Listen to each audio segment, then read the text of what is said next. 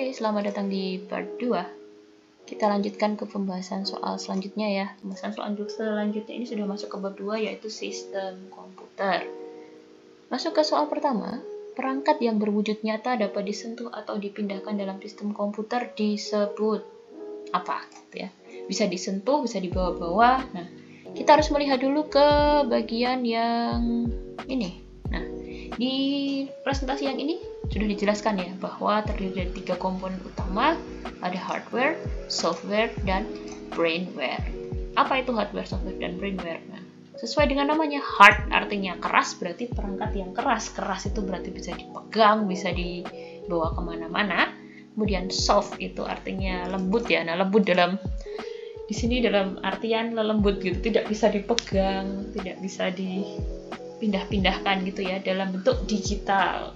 Kemudian brainware ini adalah yang punya brain, itu manusia ya. Jadi brainware itu adalah orang yang mengoperasikan komputer. Jadi ada hardware, software, dan brainware. Silahkan diingat-ingat untuk 3 komponen utama sistem komputer ini. Nah, di sini perangkat yang berwujud nyata dapat disentuh atau dapat dipegang disebut apa? Software, brainware, hardware, atau malware ya.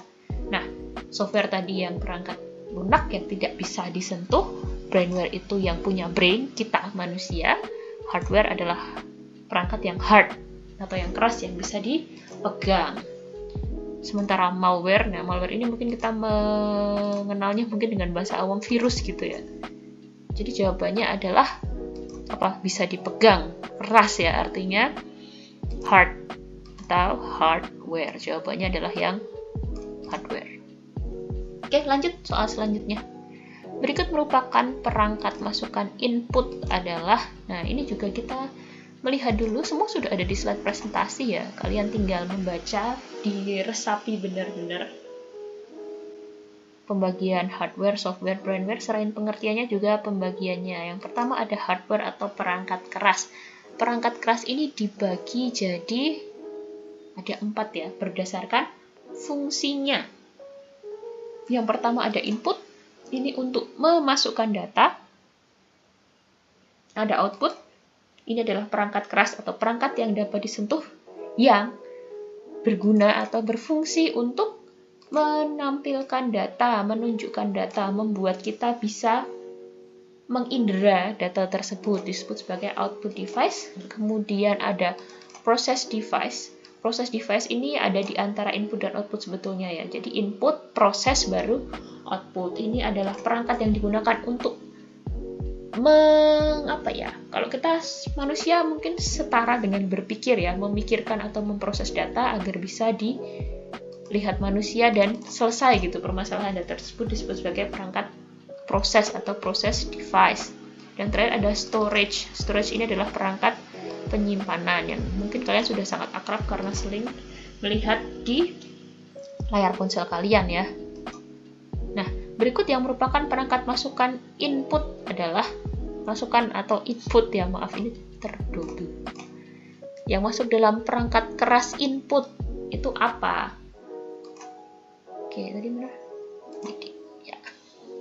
Input itu berarti perangkat yang digunakan untuk memasukkan data. Kita turun ke bawah. Nih, memasukkan data. Contohnya ada mouse, keyboard, scanner, mikrofon, dan gamepad.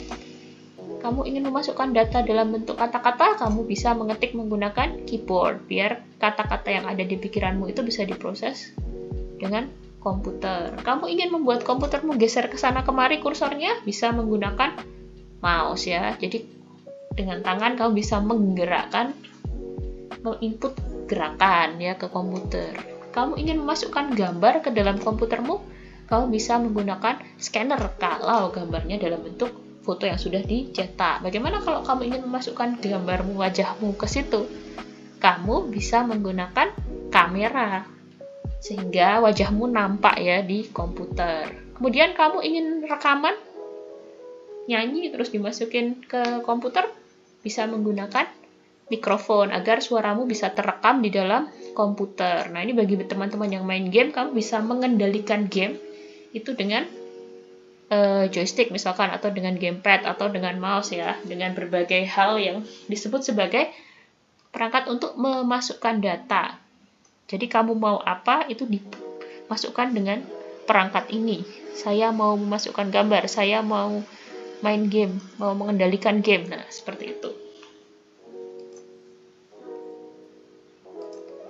Nah, kembali ke soalnya. Yang mana ya? Jawabannya adalah yang keyboard dan mouse. Bagaimana dengan printer, speaker, dan lain-lain?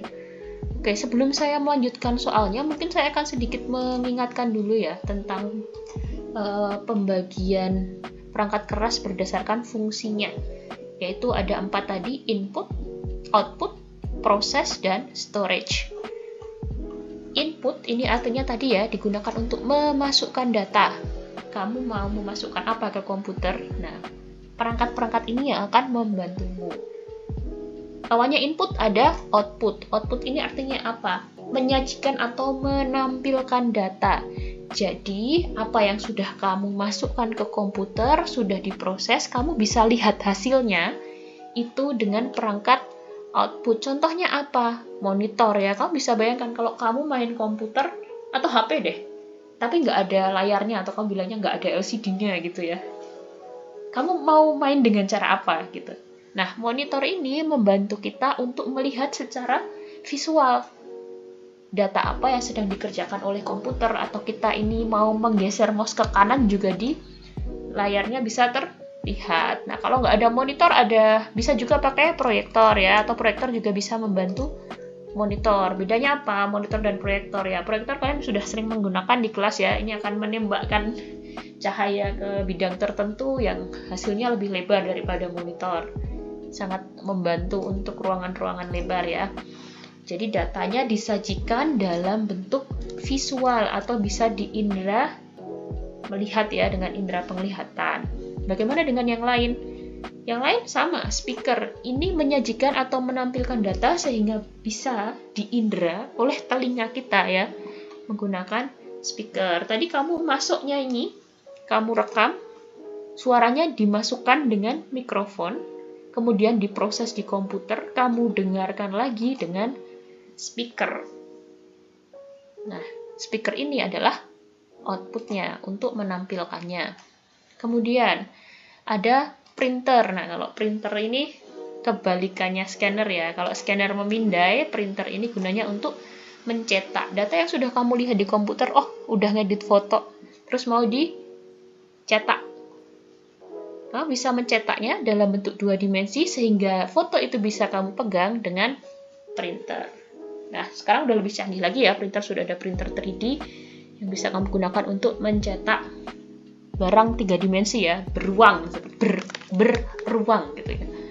Oke, yang selanjutnya ada headphone. Headphone ini fungsinya sama ya seperti speaker ya, mengeluarkan data dalam bentuk audio seperti itu. Nah, kemudian tadi ketika saya menyampaikan kalian nyanyi, terus diproses di komputer, terus dikeluarin, didengerin lagi lewat speaker atau lewat handphone.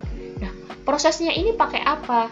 Prosesnya menggunakan input device. Jadi di dalam komputer kamu, kalau ada kotak CPU gitu ya, nah di dalam kotak CPU itu ada beberapa item seperti ini ya. Ini adalah, kalau di manusia mungkin ini setara dengan otak manusia. Ada prosesor yang digunakan untuk berpikir komputer itu, menggunakan prinsip-prinsip berpikir komputasional. Itu otaknya ada di sini, namanya CPU atau prosesor. Kemudian ada contoh lain ini. Yang lain ada tambahan graphic card. Graphic card ini membantu untuk mengolah grafis atau gambar-gambar. Biasanya yang pakai banget graphic card ini adalah gamers. Kamu bayangkan gamers tapi grafisnya jelek gitu, pasti akan sangat mengganggu ya. Ada satu lagi sebenarnya sound card. Kalau graphic card ini ke gambar, kalau sound card ini mengolah suara. Kemudian ada motherboard. Nah, motherboard ini adalah, karena namanya board ya, jadi ini adalah papan. Mother artinya ibu ya, jadi ibunya papan. Ibu apa? Nah, si emak papan ini dia adalah tempat semua komponen ini nancep gitu ya, dijadikan satu di motherboard agar bisa saling terhubung seperti itu. Jadi ini papannya. Kalau kalian kemarin membuat maket, ini adalah alas maketnya gitu ya, tempat semua bangunan-bangunan kalian dirikan di atas alasnya. Nah, motherboard ini seperti alas maket kalian. Yang terakhir ada storage atau penyimpanan. Nah, ini mungkin kalian paling sering melihat ya, karena nggak cuma di komputer, di HP juga sering muncul. Ada beberapa yang penting ya, atau perlu kalian tahu, yang wajib kalian tahu. Ada yang pertama ada ROM, yang kedua ada RAM, dan sisanya ada ini perangkat tambahan memori seperti ini. Saya yakin untuk perangkat tambahan memori kalian sudah cukup familiar ya, kalian juga bisa membaca karena contohnya banyak. Nah, yang akan saya jelaskan sedikit adalah yang mengenai RAM dan ROM. Kita cek ulang lagi.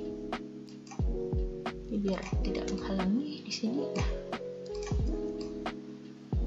mungkin kata RAM itu sudah jauh lebih familiar dibandingkan kata ROM ya.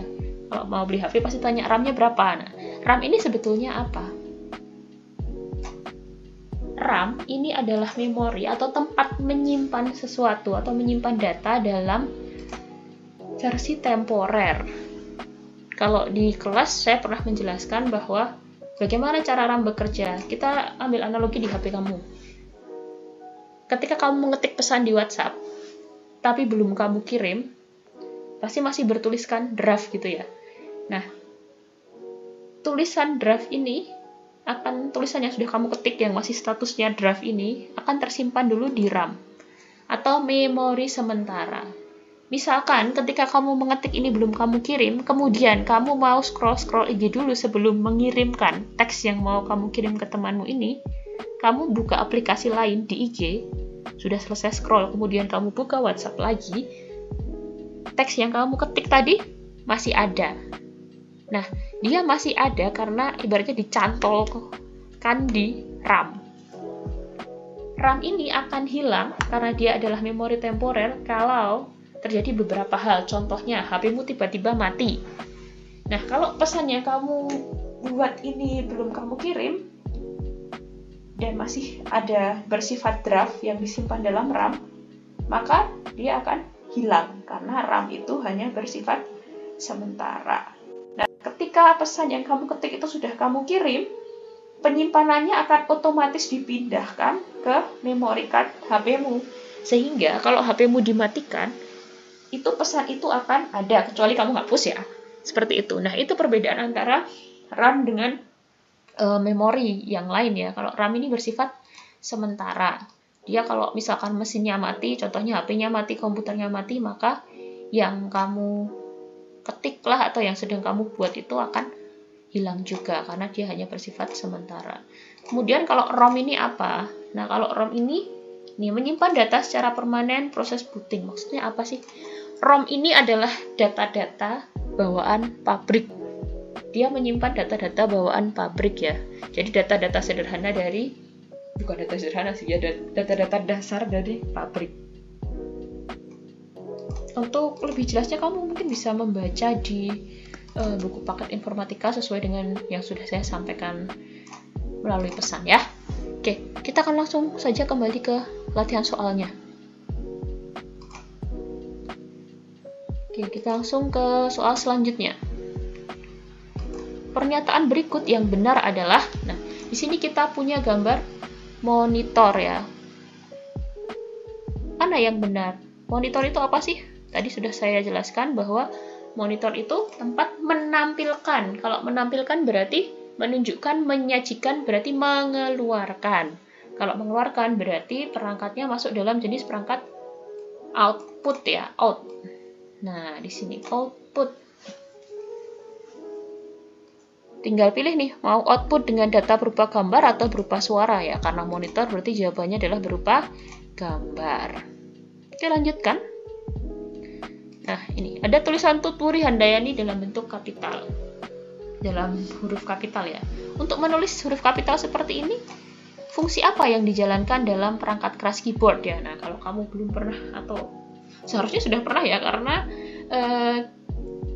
rata-rata teman-teman sudah pernah menggunakan HP. Nah, keyboard itu meskipun layoutnya agak berbeda untuk di komputer, tapi fungsi dasarnya mirip-mirip dengan keyboard di HP. Bagaimana cara membuat huruf kapital? Apakah menggunakan numlock, screen lock, caps lock, atau print screen? Nah, kalau numlock ini untuk, namanya num itu dari number ya, jadi untuk angka. Kalau screen lock, nah ini untuk mengunci layar. Caps lock, nah ini caps lock ini kalian sudah familiar pasti, wah tulisannya caps lock semua. Nah, kalau caps lock semua berarti tertulisnya dalam bentuk kapital. Kalau print screen ini sama seperti screen capture. Jadi jawabannya adalah caps lock. Lanjut. Nah, ini yang sudah saya jelaskan tadi. Berikut yang merupakan fungsi utama dari motherboard. Yang pertama, apa tadi? Digunakan untuk penghubung seluruh komponen dalam komputer ya. Kalau motherboard itu tidak bisa menghasilkan arus listrik, nggak bisa. Tampilan yang menarik dan melindungi perangkat keras komputer. Ini lebih kepada case-nya, bukan ke motherboard-nya. Kemudian memberikan efek rumit pada komputer. Ya enggak ya, motherboard bukan untuk memberikan efek ya, dia betul-betul berfungsi secara optimal. Lanjut, nah ini kamu pasti sudah sering melihat ya, micro memori seperti ini, ada memory card. Nah, perangkat keras berikut termasuk dalam jenis apa ya? Namanya saja memori, berarti masuk ke dalam memori digunakan untuk menyimpan atau store, atau masuk dalam storage. Oke, lanjut. Oke, nah ini. Lanjut nih. Ada tim gaming RRQ, bacanya pasti RRQ gitu ya, membuat perangkat yang mendukung performa mereka. Berikut adalah daftar perangkat utama yang mendukung mereka dalam pertandingan e-sport. Nah, kalau e-sport atau mau nge-game ini kira-kira butuhnya apa? Apakah monitor butuh? Bisa nggak nge-game tanpa monitor? Nggak bisa ya. Graphic card, nah ya tadi fungsi graphic card itu untuk memproses gambar. Dan saya sampaikan bahwa graphic card ini penting dalam gaming, penting juga dalam orang-orang yang bekerja di bidang ilustrator seperti tukang desainer gambar, seniman seperti itu, seniman digital. Nah, itu menggunakan graphic card karena dia harus mengolah gambar dengan lebih rumit dibandingkan orang biasa. Printer untuk mencetak-cetak kira-kira perlu nggak? Kalau prosesor, ini otaknya komputer. Kalau komputer otaknya jelek, lemot nggak? Nah, mana yang paling tidak utama gitu ya, yang nggak penting-penting amat. Nah, dari 4 ini tentu saja kalau kita melihat skala prioritasnya untuk gaming, maka jawabannya adalah printer ya, karena gaming mungkin tidak begitu penting untuk mencetak sesuatu, meskipun ya mungkin sesekali digunakan, tapi tidak sepenting monitor, tidak sepenting graphic card atau prosesor dari komputer tersebut. Lanjut. Oke, ini adalah soal penerapan. Bu Lisa adalah seorang pegawai kantor kelurahan. Sehari-hari ia melakukan beberapa tugas antara lain membuat laporan kegiatan, membuat proposal penawaran, dan presentasi. Mana aplikasi yang nggak terlalu urgen ya? Atau bukan aplikasi utama untuk Bu Lisa? Oke, di sini ada 4 aplikasi. Yang pertama ada Microsoft Word, yang kedua ada CorelDRAW, yang ketiga Microsoft Excel, dan yang selanjutnya ada PowerPoint. Sekarang kita bahas dulu fungsi masing-masing aplikasinya. Yang pertama ada Microsoft Word. Microsoft Word ini digunakan untuk mengetik ya. Jadi ketika membuat laporan, membuat segala sesuatu yang berhubungan dengan mengetik huruf itu dikerjakan dengan Microsoft Word. Apakah masuk ke dalam tugas Bu Lisa? Masuk ya, membuat laporan kegiatan, proposal penawaran, dan sebagainya. Kemudian yang kedua adalah CorelDRAW. CorelDRAW ini digunakan untuk menggambar dalam taraf yang lebih profesional. Misalkan mau mewarnai anime atau membuat ilustrasi-ilustrasi seperti itu bisa menggunakan CorelDRAW. Apakah Bu Lisa membutuhkannya? Coba nanti kita kaji ulang ya. Selanjutnya ada Microsoft Excel. Nah, Microsoft Excel, tadi kalau Microsoft Word ini digunakan untuk ketik-mengetik yang berhubungan dengan huruf. Nah, Microsoft Excel ini gunanya lebih untuk hitung-menghitung. Jadi semacam sederhananya mungkin seperti kalkulator digital gitu ya. Kamu bisa memasukkan rumus apa saja ke Excel, kemudian mengolahnya. Jadi berhubungan dengan angka atau disebut sebagai pengolah angka. Kira-kira perlu nggak? Ya perlu ya, ketika membuat proposal kadang kamu harus menghitung ini itu gitu. Nah, maka menggunakan Excel. Yang terakhir ada PowerPoint. Ya, mungkin ini cukup familiar juga. PowerPoint mungkin sekarang banyak digantikan oleh Canva gitu ya. Untuk apa? Untuk membuat presentasi. Fungsi dari PowerPoint adalah untuk membuat presentasi seperti halnya Canva, cuman ini dari Microsoft ya. Nah, jadi mana jawabannya yang kurang penting untuk Bu Lisa? Apakah Bu Lisa butuh mengetik? Ya, tentu saja membutuhkan untuk mengetik. Apakah Bu Lisa butuh hitung-menghitung? Ya, Bu Lisa membutuhkan hitung-menghitung. Yang terakhir, apakah Bu Lisa butuh presentasi? Ya, Bu Lisa butuh presentasi. Selanjutnya, apakah Bu Lisa butuh untuk menggambar dengan rumit? Kelihatannya tidak ya. Jadi yang kurang penting adalah yang software untuk menggambar atau Corel Draw. Oke, lanjut. Salah satu operating system terbuka dan gratis yang banyak dimanfaatkan adalah, nah ini operating system.